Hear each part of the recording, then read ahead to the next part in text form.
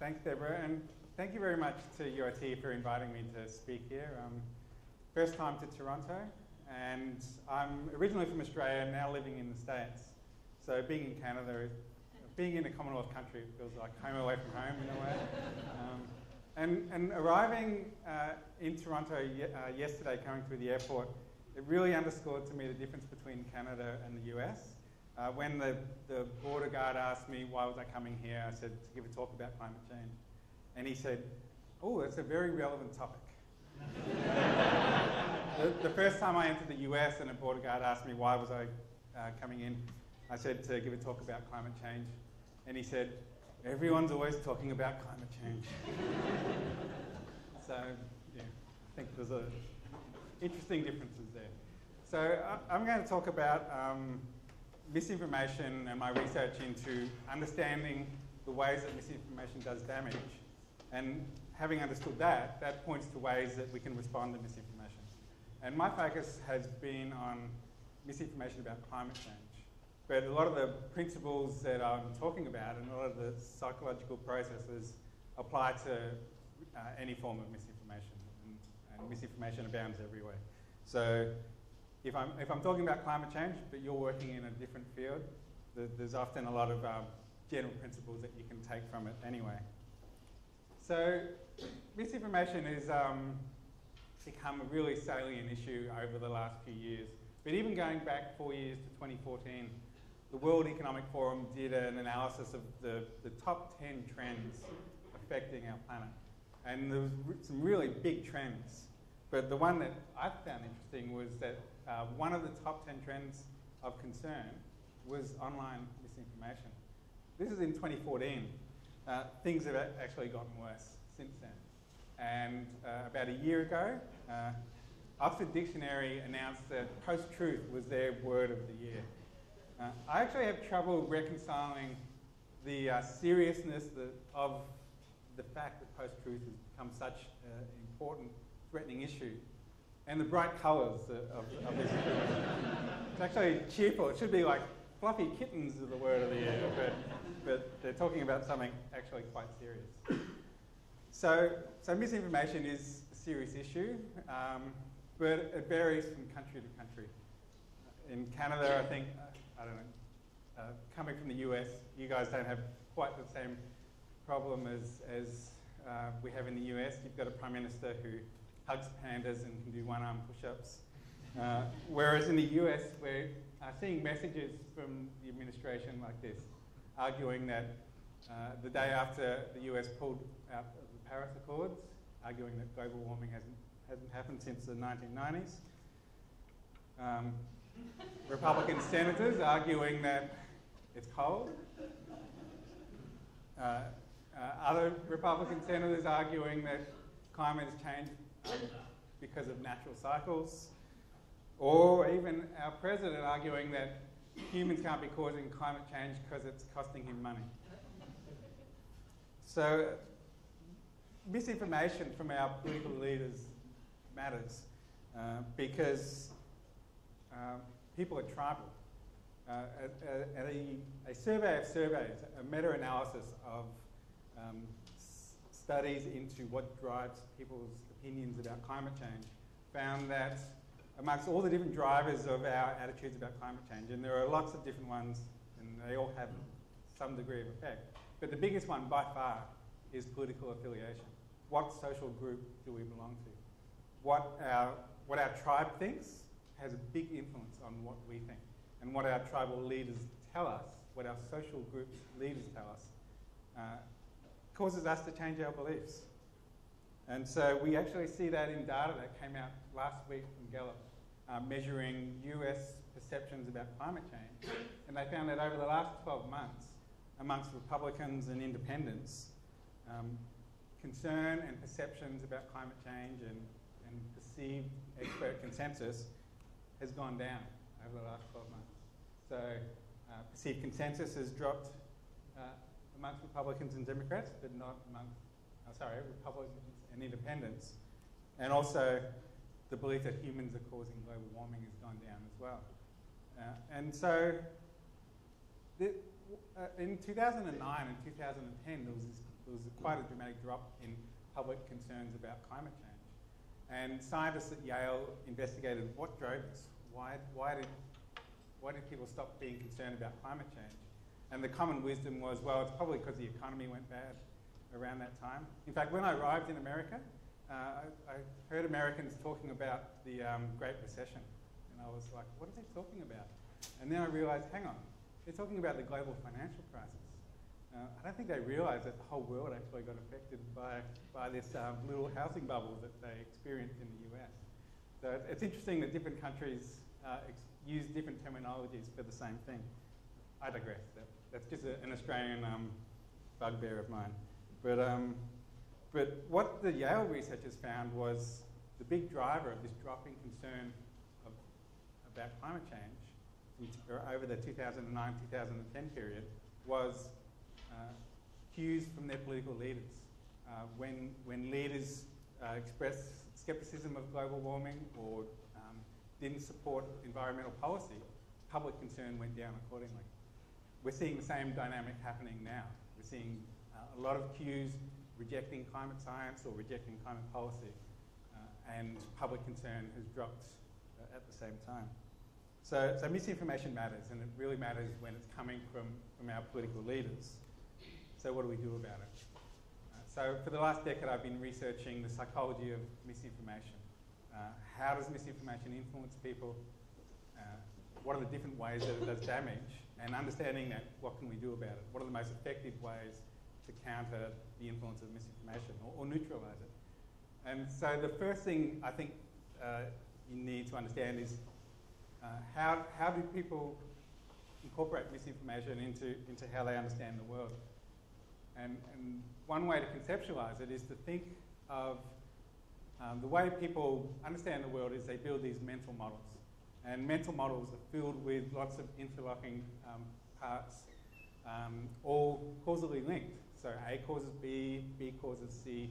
But what happens if B is wrong? What if they believe that A causes B, but B turns out to be based on misinformation? What happens when you tell people, actually, B is false? That's misinformation. What you're doing is you're effectively reaching into a person's mental model and trying to pluck out that myth and create a gap in their mental model. And the problem is people don't like gaps in their mental model. They actually prefer a complete mental model, even if it's less accurate, to an incomplete model that's more accurate. And so when you tell people something's wrong and they have to try to update their model, the misinformation comes back again. It's kind of like a weed. You try to pluck it out and then they just grow back. If you don't replace that gap with something else, with like a factual replacement, myths continue to influence people. And so what researchers have found is when you're debunking misinformation, it's not enough to convince people that the misinformation is wrong. You also need to dislodge it with replacement facts. A clear example from the research is when they held experiments using mock jury trials, where they would have participants in an experiment like they're the jury, and there's a trial, there's a suspect accused of a crime, and they found that if they presented evidence that the suspect is innocent, and here's conclusive facts to show that they didn't commit the crime, the jury still believed that they, to some degree, might have committed the crime. But when they presented the same facts exonerating the suspect as well as an alternative suspect, the replacement suspect that dislodges the original suspect, then people mentally exonerated the suspect. So they dislodged the myth with a replacement fact. So you can really summarize the research into misinformation with these 6 words. We need to fight sticky myths. We need to fight misinformation with stickier facts. We need to replace or dislodge myths with replacement facts. And that's one thing, but we even need to go further than that. We need to communicate our facts in as sticky way as possible. By sticky, I mean messages that grab people's attention, easy and simple to understand and stick in the memory. So how do we do that? How do we make our science sticky? And I won't go into that into too much detail, but I'll just point you to a book that I found really useful in thinking about how to make science communication stickier, more effective. This book, Made to Stick, looked at a variety of different types of messages that were effective, and they found that they all share some of these 6 traits. They're all simple, they're often unexpected and take people by surprise, they come from credible sources, they need to be concrete, emotional messages are easier to remember and more likely to be shared, and people remember information in the form of a story. And so if you can take whatever science or whatever message you're trying to communicate and tell it in the form of a narrative, it's more likely to be remembered and more likely to be shared. So this is hard because often when we're communicating science, like physics or climate change, a lot of science that we're trying to communicate is the opposite of all these things. It's complicated, it's abstract, it's very unsticky. And so it's a real challenge as scientists, as communicators, to try to turn these abstract concepts into something that's real to people. I find that analogies are a really powerful tool for taking abstract concepts, making them concrete, and also, rather than having to re-explain a concept to people, you're piggybacking off existing concepts that people already have in their heads. So it's a really efficient, powerful way of communicating science. So sticky science is a key to responding to misinformation, but it's really only half the story. It's necessary, we have to do it, but it only does half the job. And to explain that, I'll explain some research that was done at George Mason University, where I'm currently at, in collaboration with Yale and Princeton. And they tested what happens when people are presented with conflicting messages. So one of the messages that they communicated in this experiment was the fact that 97% of climate scientists agreed humans are causing global warming. A very simple, sticky message. It's been tested in a whole range of different forms in experiment after experiment at Mason, and they've really refined the most powerful ways of communicating this message. But they also showed people some misinformation about the scientific consensus as well. And the misinformation was the message that 31,000 scientists disagree with human-caused global warming, and therefore there is no consensus. This article was the most shared climate article in over 2016 on social media.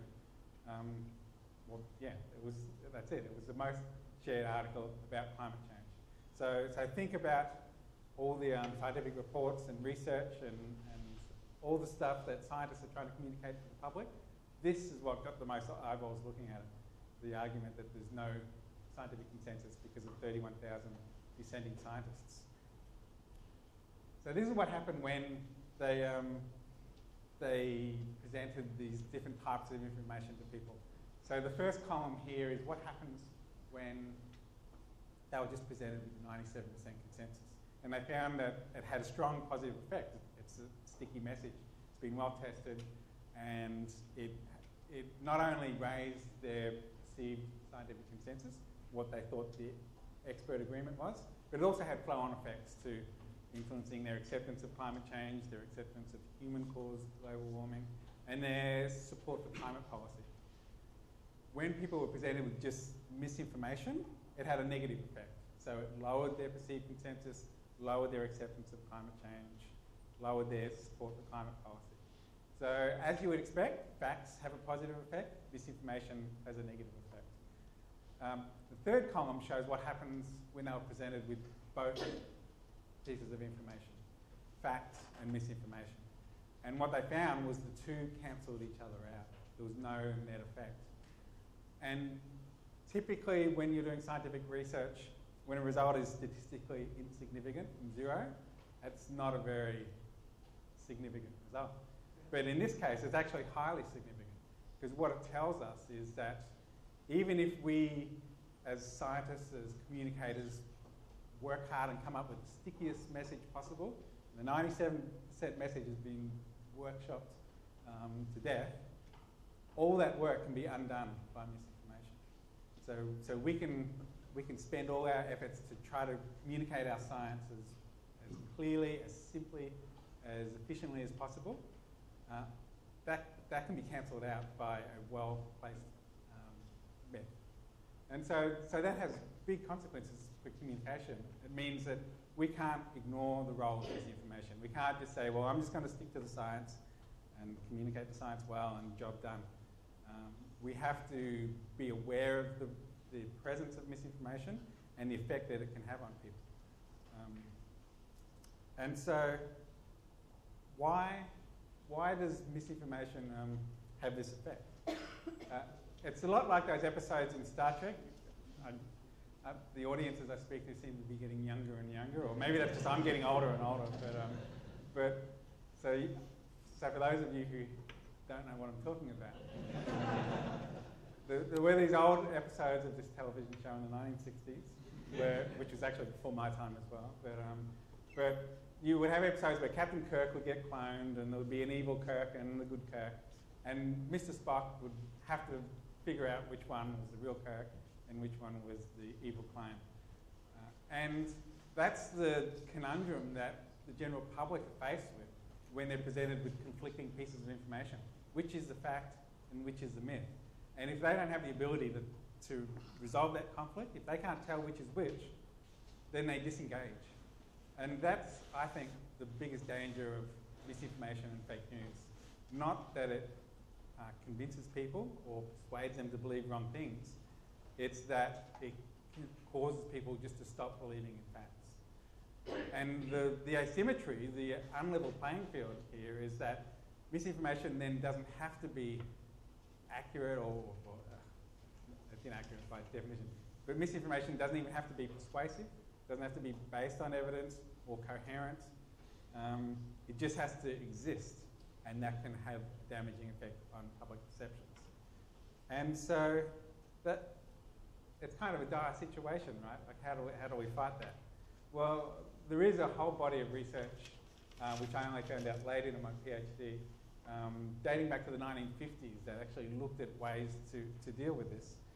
And what they found was the antidote to fake news is a little bit of fake news. And this research borrowed from the idea of vaccination, and it's called inoculation theory.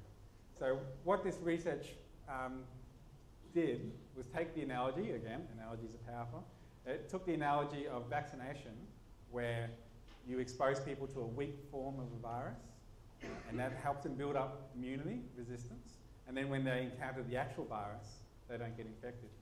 What they found, these psychology researchers, was if they applied this analogy to knowledge, they could get similar effects. They found that if you expose people to a weak form of misinformation, then they build up immunity to that misinformation, so when they encounter the actual misinformation, they don't get persuaded. And so what do I mean by a weak form of misinformation? They, through decades of testing, worked out that inoculating text requires two elements. One, warning people of the threat that they might be misled, and two, counter-arguments explaining how the misinformation misleads or distorts the facts. So in this study where they were presenting consensus information or misinformation, they also tried presenting some inoculating text before they showed them the misinformation. And then this is an excerpt from the inoculating text, and it contained a number of counter-arguments explaining how the misinformation misled. So for example, these 31,000 scientists, it was an online petition, which means anyone could sign up, and so a lot of names came up, like Spice Girls or Star Wars characters. 31,000 sounds like a really big number, but the number of science graduates in the US is in the millions. So it was like less than 1% of science graduates. And around 99.9% of the 31,000 had no actual expertise in climate science. So on first glance, it's 31,000 scientists or 31,000 people with a science degree. Sounds impressive, but almost every single person on that petition had no actual relevant expertise. What the researchers found was when they inoculated people before showing them the misinformation, it partially neutralised the influence of the misinformation. Or in other words, it gave the facts a fighting chance. It gave the facts a chance to have a positive effect again.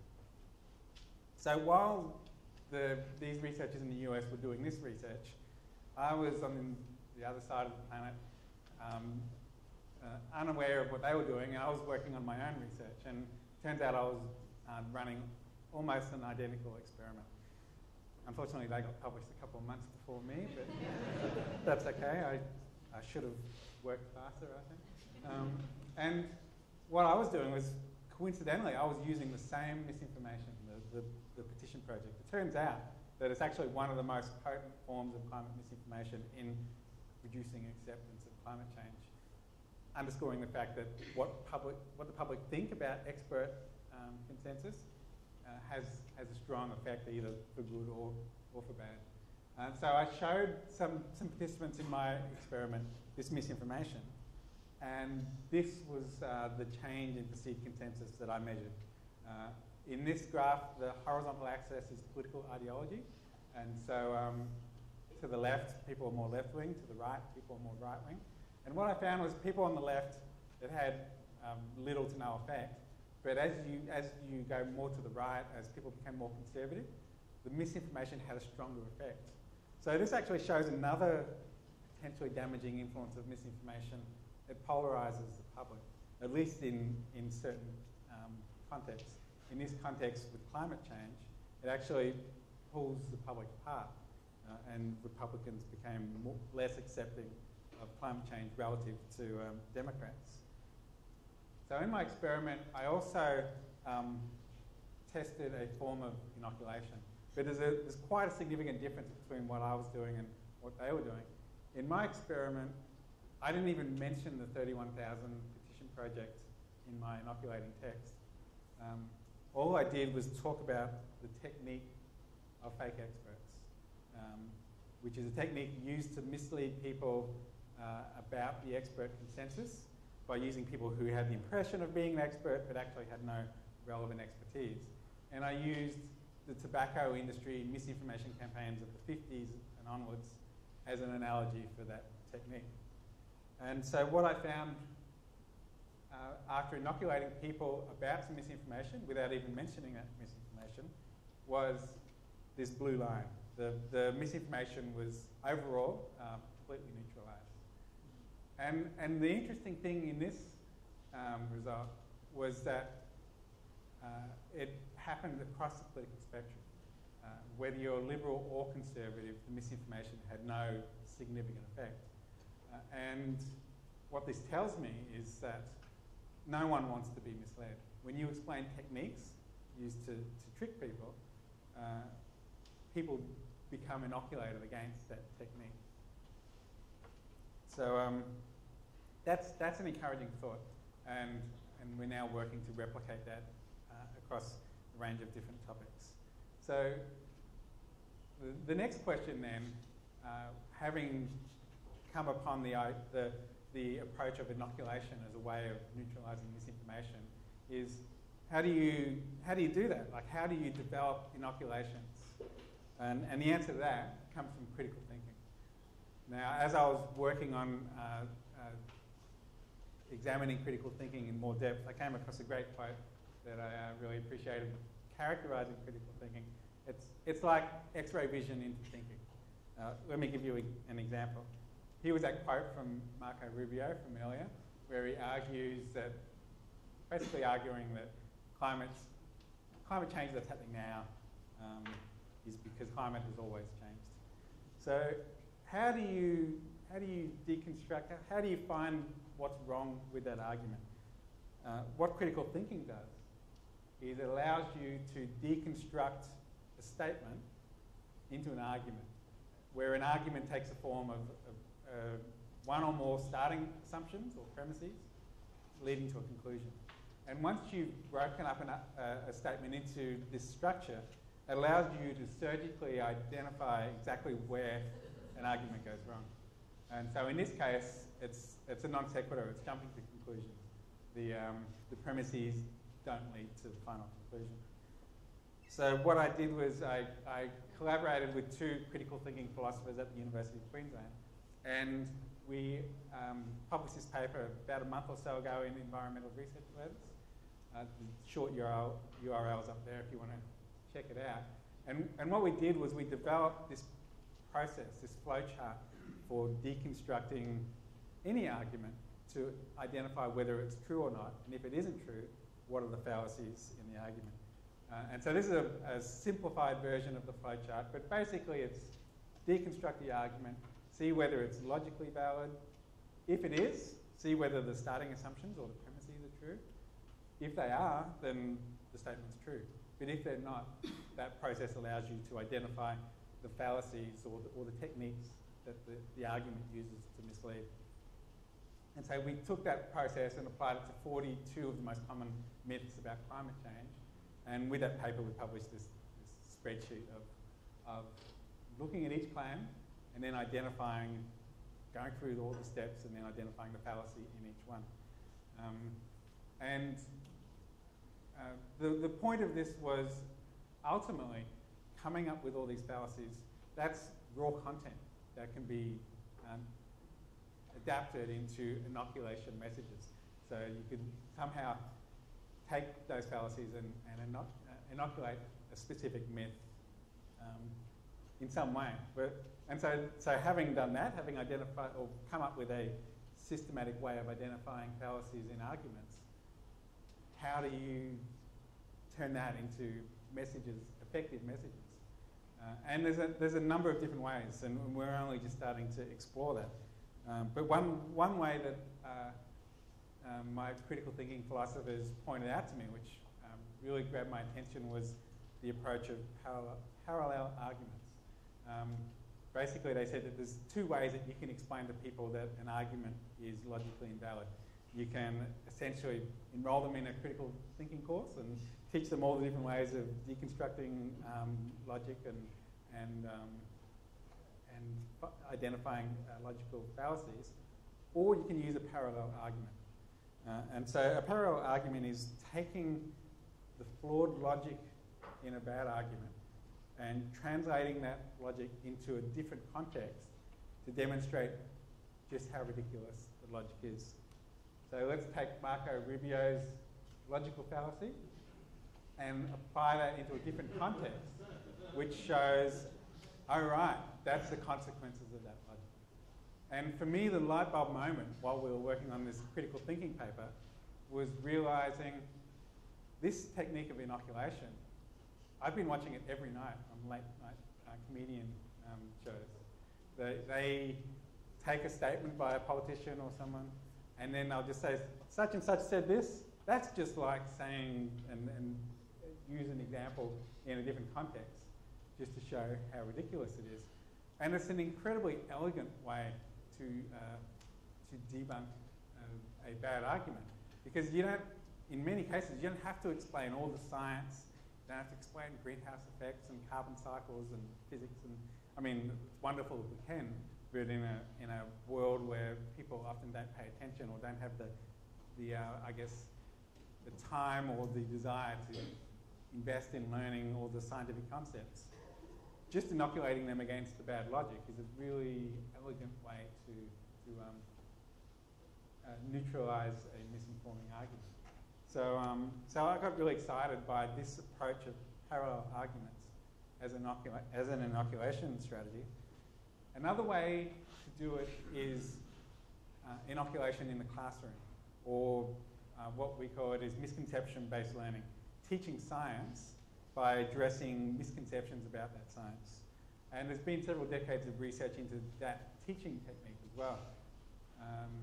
A study that tested the two different ways of teaching, just straight teaching science, the orange line, or teaching science by addressing misconceptions, the blue line, found that firstly, misconception-based learning gets immediate, stronger learning gains, so it has a more stronger immediate effect, but it also sticks longer. The lessons learned from this teaching technique take longer to decay or fade. And so it's one of the most powerful ways of teaching science. And also, given that I was invited here by the Department of Physics, it's also relevant that there's a Derek Muller is a physicist at the University of Sydney. He also runs a YouTube blog. I always forget how to pronounce it. Veritasium. So he does these incredible YouTube videos. But when he was doing his PhD research, he was kind of training for his eventual job because he did research into online videos as an educational tool. And he actually experimented different ways of teaching physics. And he found that when he taught physics by refuting misconceptions about physics, so there's no denialist misinformation campaign about physics. This is just common misconceptions that people have, even in those contexts. There's lots of challenges for educators. He found that had a much bigger effect, learning gain effect, compared to just standard teaching the science. And the other interesting thing he found in his research, and I love this, was he also measured their confidence after they learnt after these lessons. And he found that the people who just learnt the standard science lesson and also had the lowest understanding of the physics also had the highest confidence. Whereas the people who had the highest learning gain, doing the misconception-based learning, had the lowest confidence. So misconception-based learning actually pushes people up the Dunning-Kruger curve.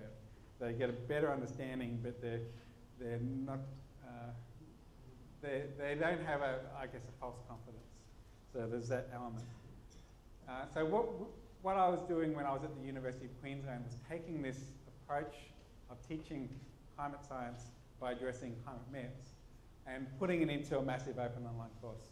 So we had this online course on the edX platform, and we took 50 of the most common myths about climate change, and in a series of 50 short 7-minute videos, we debunked each myth, but we also taught the science of climate change. So every lecture would say, here is some key climate science we need to understand, here is a related myth, and here is the fallacy that myth uses to distort the facts. So it was like present the science, present a conflicting myth, and then resolve that conflict by explaining the fallacy of the myth. And so the final product of this MOOC was a series of fact, myth, fallacy. Here is a climate fact, here is a conflicting piece of information, and then we would resolve that conflict for people by explaining the fallacy. And so that's all I have to say. I'd be happy to answer any questions if anyone has any.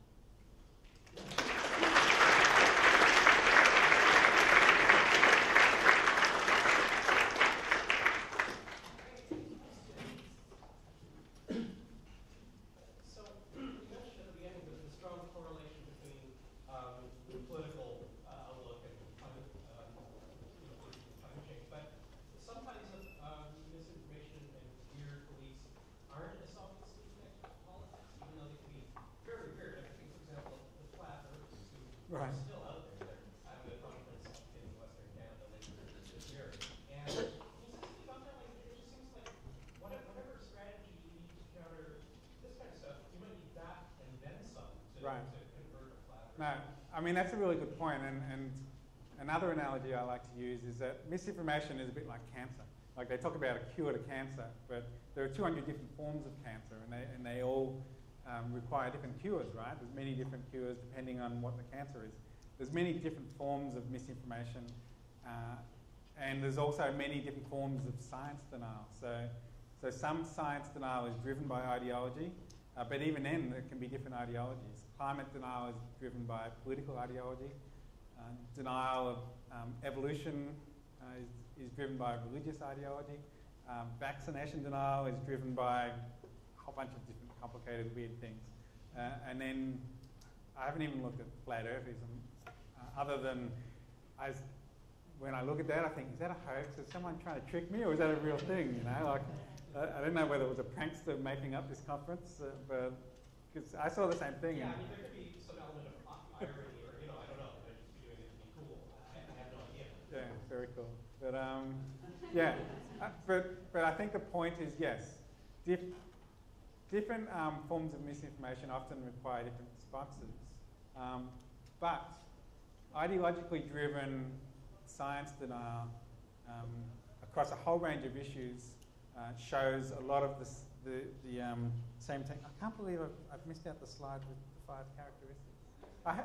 I have that in every talk, but I'm sorry. But all right, so there was a paper by Diethelm and McKee from 2009 that look at, and it's actually based on, it's based on a blog post by Mark Briefnagel. He always gets cranky when I don't cite him. But they looked at across a range of movements that deny a scientific consensus, and they all share these 5 characteristics in common. And the acronym I use to remember it is FLICC, F-L-I-C-C. They all rely on fake experts. They often use logical fallacies in their arguments. They demand impossible expectations of what the science can prove. They cherry pick data, and they resort to conspiracy theories. So FLICC is this common pattern you see across all the different techniques of denial. And so I'm really annoyed with myself that I didn't have that slide in my PowerPoint, but FLICC is a really useful framework for identifying the fallacies in misinformation and then using them to inoculate. It seems to me there's a huge emotional investment in people who deny climate change, right? And one of the things is that if you say to them climate change is whatever, and you have to do something about it, as human beings, we don't want to change what we do. We don't want to have to do anything. On the other hand, if you could say to them, well, climate change is happening, but it's got nothing to do with you, you go ahead living your life exactly the way you want, they might be more open to believing. You know what I mean? They don't believe it because they don't want to believe it. It's not a matter of fact or information. It's simply an emotional response. If it makes me feel guilty or makes me feel like you do something, I don't want to hear about it. One of the things that's interesting about President Trump is that for most people, there's subtext or there's stuff going on under the surface. With Trump, the subtext becomes text. And what you're saying is essentially the dynamic articulated here. Now, there was a study done, I think it was Campbell, 2014, where they looked at 2 different ways of presenting climate information. And the science was exactly the same in both messages, but in one they said climate change is real and we're causing it, therefore we need to regulate polluting industries. The second message was climate change is happening and we're causing it, therefore we need to invigorate the nuclear industry. 2 different solutions based on the same science. And they found that amongst Republicans, when they were given the regulation message, they rejected the scientific message. But when they were given the nuclear message, they accepted the scientific message. Exactly the same science, but the framing, the consequences of the science either threatened their ideology or affirmed it. And so I think that's a case where what that research, it uses the term solutions aversion in their title, and that really captures this. Aversion to the solutions to climate change because it might cost them money or it threatens their ideology or it goes against their tribal affiliations. So framing is important, but I don't want to overstate framing too, because I guess the key theme of my talk is, or not an important theme, is that there's a temptation amongst climate communication researchers to try to tweak our framing and our words and try to get it all nudged perfectly and try not to trigger any alarm bells or kind of psychological pitfalls. But meanwhile, while we're trying to get everything honed perfectly, you have this sort of fire hose of misinformation coming from Fox News or Rush Limbaugh or whatever from political leaders. And we need to deal with that and try to neutralize that misinformation source as well as everything else. We're kind of trying to, like we've got 12 different psychological plates that we're spinning at the same time. So it's a big challenge. Yeah, I kind of talked myself into painted myself into a corner there. Yeah. So sort of building off that idea. I'm going to change that slide. That's kind of no, that's not good either.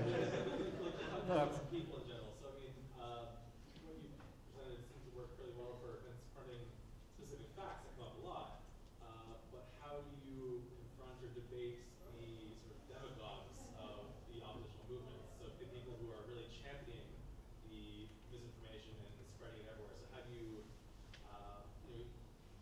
confront when it's a specific person who's doing their own study of it? Confront in a, how do you interact with them directly? Yeah, so how do you, if there's someone like a politician who is spreading all this misinformation, how do you convince the people that they have already convinced that no, actually it's not quite right. that black and white? Okay, there's a couple of different answers. Firstly, like I often get asked how, and maybe this isn't so much a Canadian thing, maybe this is more of a US thing, but I'm often asked, how do you convince those people who are dismissive of climate change to accept climate change? And I think the answer to that is, a better question is, who should we be targeting with our communications rather than what do we say to that small percentage of dismissives? Because there's, in the US at least, like 10% of the population are dismissive of climate science. Then you have a large undecided majority who are at least receptive to the facts. And I think that is who we should be targeting is that large undecided majority rather than trying to bang our heads against a brick wall that is ideologically opposed to the message. And so it's largely a futile effort. So I think that, and that principle is really inherent in the idea of inoculation. Like polio is an incurable disease, and hundreds of thousands of people had polio just a few decades ago. Now, only a few dozen people in the world have polio. It was incurable, but the way that it was eradicated was through inoculation. I think that similarly, when you have science denial, rather than our efforts are better spent rather than trying to change the minds of the potentially incurable small minority, we should be trying to inoculate the rest of the population so that misinformation doesn't go on and influence the rest of the public. It's a bit of a deflecting answer, but I think that's a key principle. I wanted to ask you about your characterization of fact and myth. First of all, it seems like myth really is the opposite of fact. So myths can be a way of communicating information that's evidence, etc. They're not. Well, when I say myth, I'm not talking about. Some of the facts, the people say they're not really facts, but the fact that 97% of climate is that's not a fact as such in respect to climate change. It's a fact about the state of mind of the ocean. So, and within that also there's the 3% that don't. So, whether you're arguing that there's 30,000 people that don't agree with it, in fact, you've already identified more than that yourself. You said 3%. So, in respect of facts on either side, they're facts.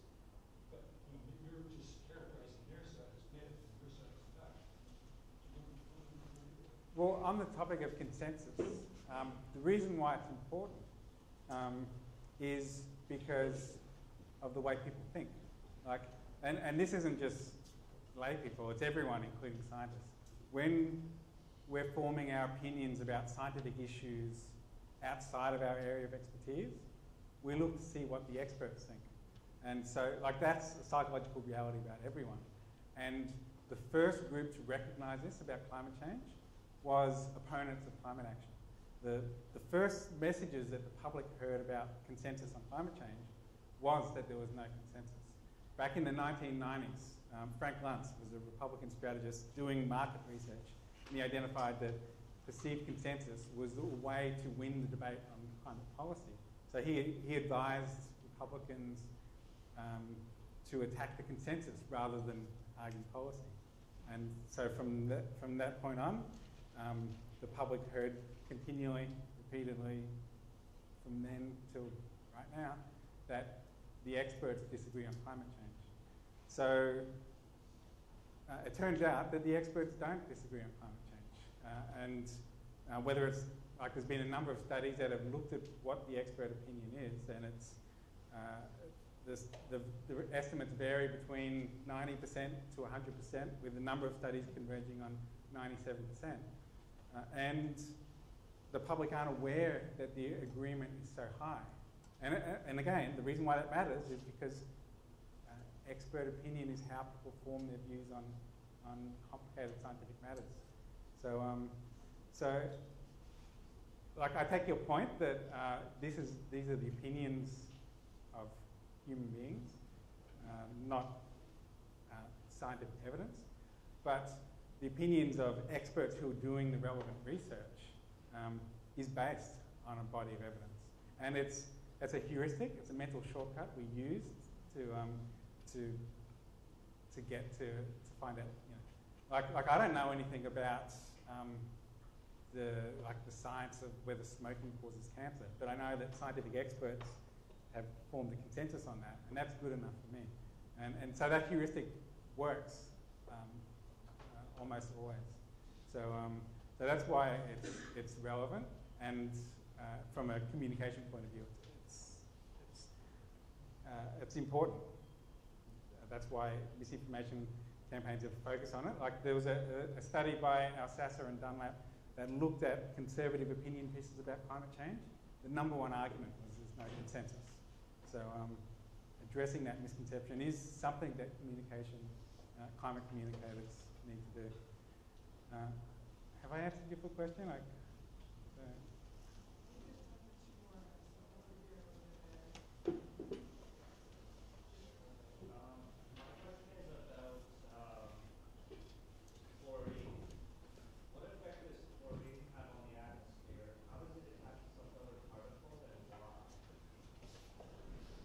I have no clue whatsoever. That's not my field. So. I just don't understand, like, how you can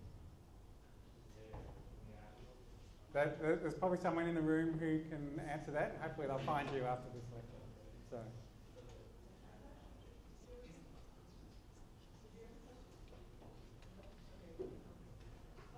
What do you think about the difference in style between scientific writing and popular culture writing? I suspect that within scientific writing, there is always a certain amount of possible denial, even though one is looking at a scientific experiment that you have statistics that say it is true, but there's a small fraction of possibility that it might not be. Right. So that element of doubt is often built into the scientific presentation, whereas the popular culture press likes black and white. It is or it isn't. Right. I mean that's a really good point, and I'll come to the sticky thing in a moment. But I think that what makes scientific research powerful, like scientific method, like, you know, using rigorous statistical methods is important, and it certainly raises the quality of scientific research combined with peer review compared to just something that someone will just post their opinion online, right? But it's still fallible. It can still be wrong, and that's why you know, if you have like in psychology, we always rely on our p-values, and you know, if we get a p-value below 0.05, that means that there's 95% chance that our effect is real, but there's a 5% chance that it might not be real. And but there's a pretty damn good chance that it is real, right? But then what happens is, and this is where science, I think, is powerful, is other scientists then try to replicate. And if an effect doesn't get replicated by other scientists, especially using different methods, then over time, scientists lose confidence in that initial result. So that is, I think, one of the most powerful things that we as science communicators need to communicate to the public is science is about replication. And so I think the question about the 97% consensus, I published a study in 2013 that found 97% consensus amongst the relevant climate papers in peer-reviewed climate papers. So that's not just opinions, but published research. And that people have criticised the methodology in my study, but I was replicating other studies. There was a 3 years before mine, there was another study that found 97% consensus, authored by Othello right over there in the room. And before him, there was another study that found 97% consensus using a completely different method, surveying Earth scientists in 2009. And so when people criticise my methodology, I point out science is about replication, and this result has been replicated in a number of different studies. So I hope that partially answers part of your question. But to answer the difference in style between scientific writing and I guess just writing for the general public, scientists essentially, in a way, and I was talking to Bridget, where's Bridget? Around here? Ah, she's gone. So I was talking to Bridget about this morning, the idea that when we do our PhDs, we kind of have our humanity trained out of us. We have that ability to communicate in meaningful, plain language ways to the general public, trained out as we learn to speak science. And that kind of does us a disservice in a way. And when scientists then start engaging with the public, they almost have to relearn, oh, this is how ordinary people speak. And so I think that's why I found that these checklist, kind of this framework was really useful to me. Here's a message, how many of these boxes does it tick? And the more I tried to think about that, the more I was able to take complicated science that I was trying to communicate and make it more meaningful to the public. But then, as you say, often ordinary messages to the public are spoken definitively as opposed to hedged with probabilities and so on. And I found that there was a tension there too, because as a science communicator, you have to decide where on the spectrum you fall on complicated, qualified science and simple, effective messages. And the further you go towards the simple, effective, the more there is a danger of distorting the science, and there's also more of a danger of being vulnerable to criticisms. And working in climate change and often being attacked by people who don't accept the climate science, there was always that temptation to be more in the qualify, make your communication as bulletproof as possible, add as many layers of armour and qualifiers to protect yourself from all the possible arrows. But the more armour you put on, the less effective your message gets. So I think it's a personal decision that every science communicator gets in trying to be effective and simple while always making, guarding against distorting the science. But still, you have to decide yourself how vulnerable you want to be. I can't really answer that question because it was kind of a personal, how willing are you to get your butt kicked when you put your head above the trenches?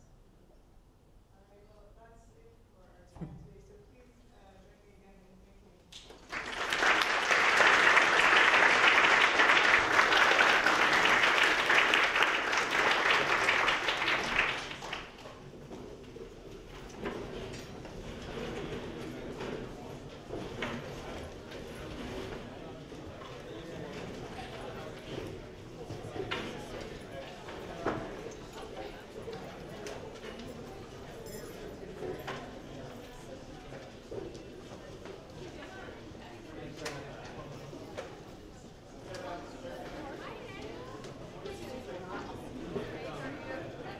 Thank you.